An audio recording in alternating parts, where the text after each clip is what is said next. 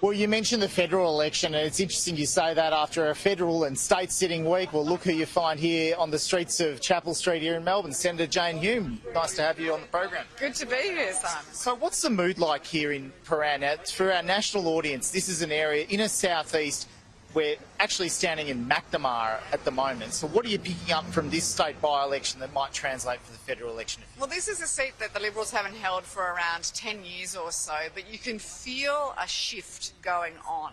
There's a real frustration from locals, particularly about crime. The rising levels of crime in South Yarra, in Paran, in Windsor and East St Kilda is really beginning to make people feel unsafe in their own communities. In East St Kilda, the rise of anti-Semitism has been a part of that. That's been something that we've heard at the booths, not just at pre-poll, but at community forums, whether it be in the seat of McNamara, the federal seat of McNamara, or the state seat of Paran. So I think that's going to play out in this election. Do you think generally voters are distinguishing between state and federal politics, though, and they would so in a by-election, even though there's cost of living? We've got the rate decision next week, is it? I think as well from the RBA, so that might factor into people's minds at the moment. Undoubtedly, the cost of living is the number one issue right around the country. Those cumulative price rises of around 11% that we've seen over the last 3 years play out in people's hip pockets. But right here, it's playing out in community safety.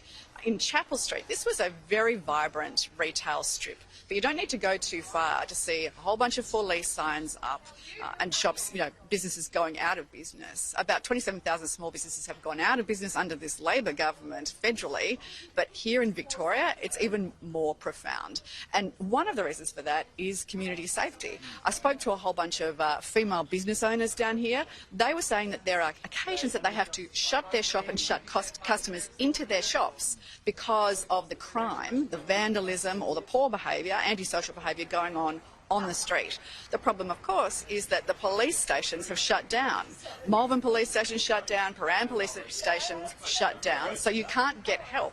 The combination of cost of living, rising crime and the lack of police forces, the lack of essential services is playing out here. Has this reinvigorated this contest, the Victorian Liberal Party? It's been pretty divided over the last year or so. This change from John Pesutto to Brad Batten didn't have much of a transactional cost. Has this reinvigorated the unity at all, or if there is unity within the Victorian? Well, I think, as I said, everyone can feel that there's a change in the air. There's a real opportunity at this seat to take it back after more than a decade.